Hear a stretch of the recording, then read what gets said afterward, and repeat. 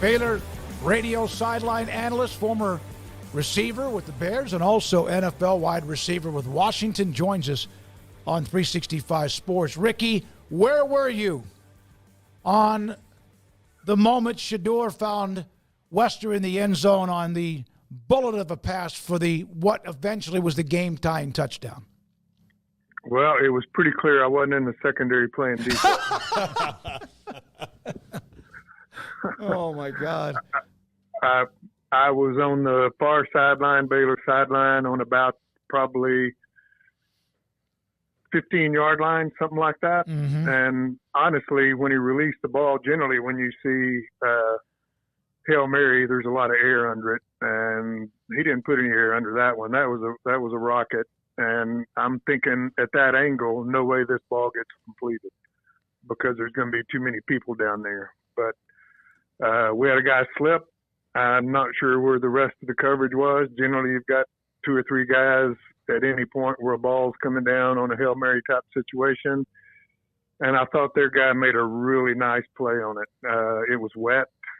Caden slipped, and he made a really good catch of coming around Caden from the backside. If you watch that thing from the end zone view, that ball is on the right side of Caden, and the receiver went all the way around him, came back, and went to the ground and made that catch. So good job of getting rid of the ball, and a really good catch by the receiver, and a gut punch for the Bears.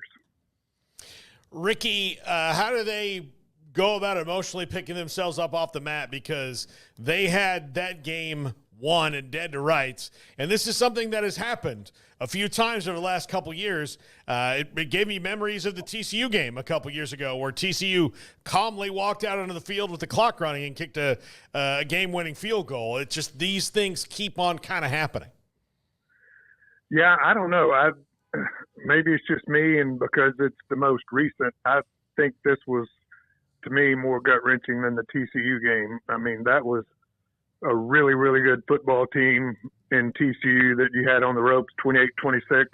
I'm not saying Colorado's not good. I think they've got some talent. But that was a game that I thought really during the game, for some reason, I was never fearful of losing that one. Once the game was underway and I saw the way our defensive line was playing, the pressure they were putting on Sanders, I really thought we'd figure out a way to win that game, and that was all the way down to 2 seconds to go, to tell you the truth. But, I don't know what the answer is, but it's football, and you've got another game next week, and you've seen teams do it time and time again where it looks like they're just down and out for the count, and they come back and win a big ball game. But I think this game now with BYU is very critical because you do not want to go to 2-3 with a road trip to Iowa State the next week.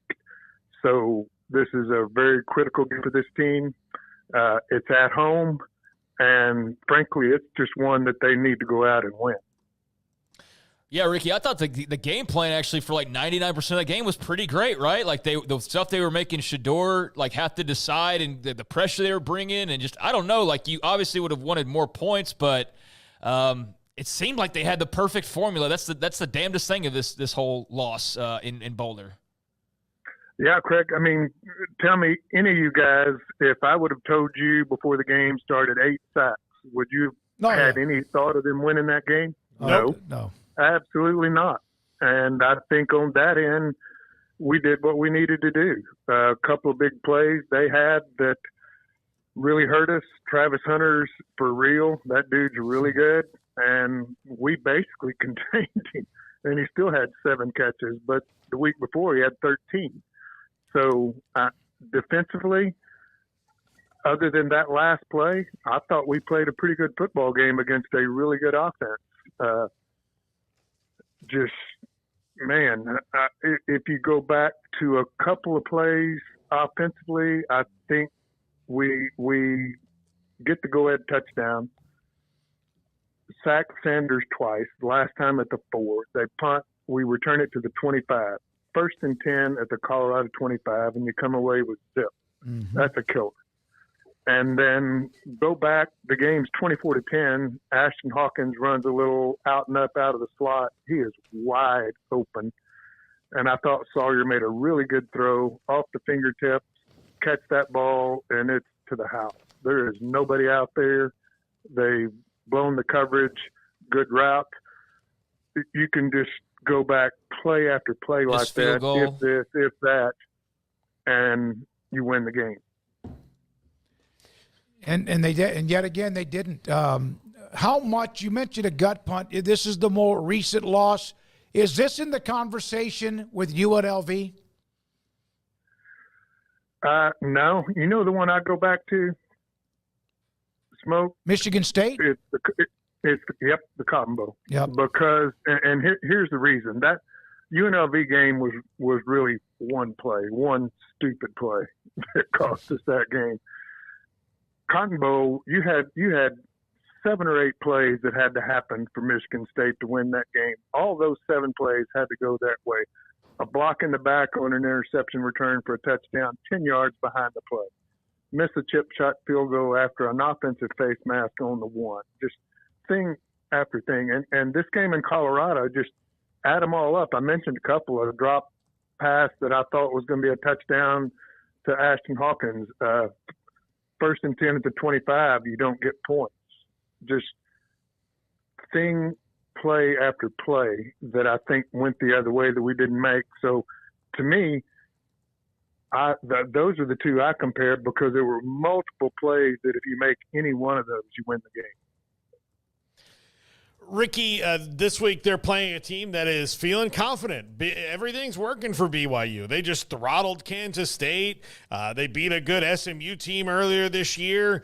They're making teams kind of muddy the waters and play the way that they want them to. They had no expectations this year from even people around their program. And here they're sitting 4-0. Now, they're not very good in day games, and they're not great on the road, but they have confidence right now, and Baylor's got to find some of that. Is that what makes this game really dangerous? Because BYU is not going to out-athlete most of the teams they play, but they seem very fundamentally sound and can really make you kind of not do what you want to do. Well, I can simplify that. They're 4-0 and they beat Kansas State 38-9. So those two things alone put some doubt into me about what you can do against them and what you can't. You're right. I read the stats. Those early morning games are killers for them. In fact, I don't think they've won one. And that's tough when you're flying east and you play at 10 o'clock in the morning your time. It's on the road. I know BYU will have a lot of fans there, but it's still on the road. And I think that we probably match up pretty well with these guys. So, I don't know. The opening line was 2.5 Baylor. Mm-hmm. So somebody thinks something out of this, and I think we're good enough to beat a 4-0 BYU team if we play our game. And I think, in that perspective, the game Saturday made me feel even more confident about that because I didn't think there was any way we would get to Shedeur Sanders like we did. I mean, I knew we would try to put pressure on him. But, guys, we had him running for his life all night long. And I think he's as good as advertised. He made some plays on us, but he also bit the dust quite often during the night.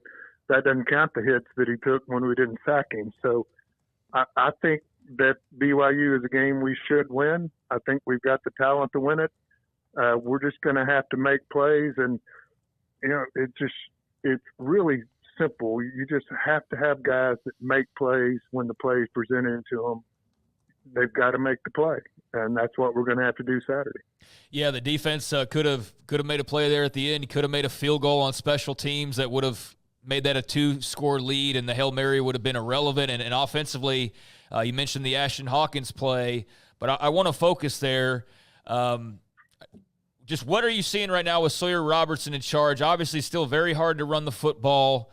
But is this good enough to win games moving forward? Is it better than how they start? Just like, where are you right now with what you see from Jake Spavital and that offense and what you need to see kind of moving forward? I thought Sawyer was really good in the first half. I thought maybe he slipped a little bit in the third quarter, and then I thought he came back and played pretty well in the fourth. But if you would have asked me before these two games that he's played, I think I'd take it. I think he'll get better and better. You think about Sawyer, he doesn't have a lot of experience as a healthy quarterback. We've talked about it before. He had the ankle last year, which I thought really killed him. I guarantee you he doesn't go 40-something yards on 4th and 2 for a touchdown last year.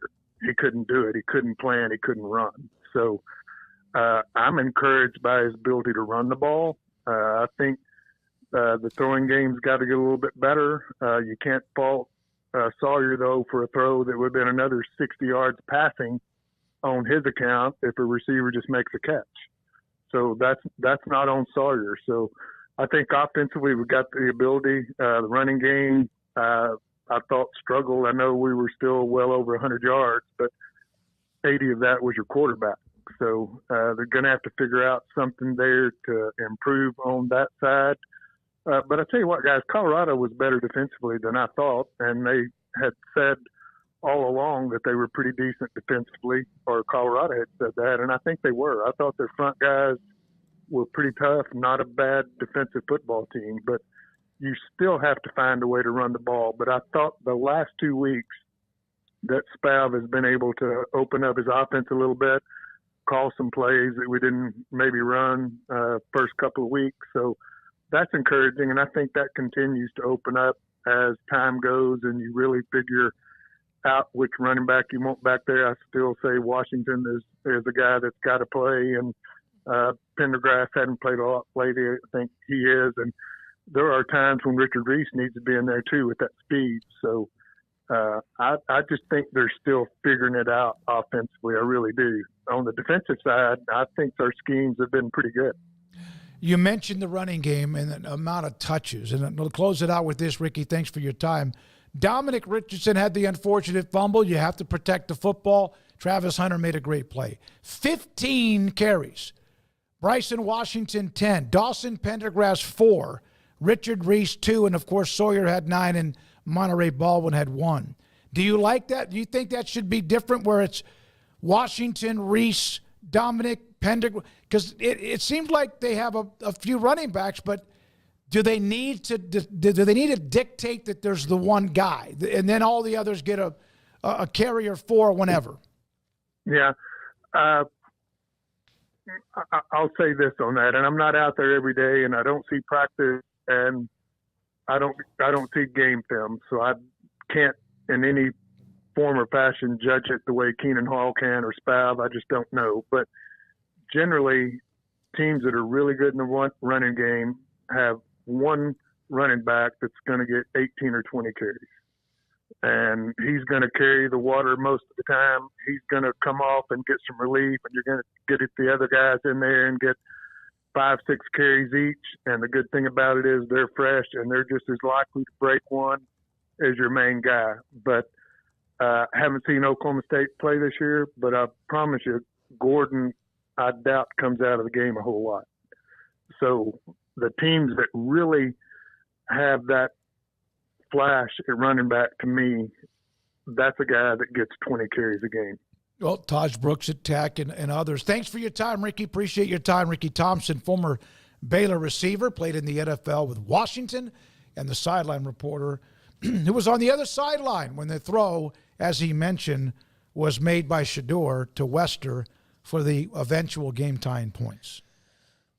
I don't like the distribution of the ball. I know you go with the hot back, and Dominic Richardson was okay, but they need somebody that can go 40. And I don't know if they have that if it's not Reese and or it's not. I don't even think Reese does that. Bryson Washington. Yeah. When does Reese really do that? Well, it's a kick return. He'd go 100, but you're right. But I think you need to. I think everything's better when you settle on these are the guys, and then you pepper in the depth. No, they ran for 160 yards, 4 yards a carry, but still. Across the position. Like take out Sawyer's run. No, that's true. Yeah. Well, you can't. That's kind of like I saw a high school game and the total stats was one-sided, but a team had a 92-yard kick return. It doesn't count towards the total yards offensively, so that can be a little bit. But you're right. But Sawyer had the big long run. Point being, though, like I prefer, like, okay, you know who the quarterback is, you know who the best wide receivers are, you know who the best running back is. Then your depth helps push those guys along. Yeah. But those are the guys who lead you through, and those are the ones you rely on. And yeah, you've got 4 running backs with different skill sets that can maybe do a different thing, but they're not good enough at the little things yet to start like throwing out like, oh, this and this, and we're gonna change things up. We're gonna rope it up. Yeah, we're gonna do these things. They've got a couple pitches and they need to stick to those right now. I thought the overall, though, the game plan on both sides of the ball was great. Make a field goal, kick a field goal, knock down a pass. Don't take the wrong pass rush angle.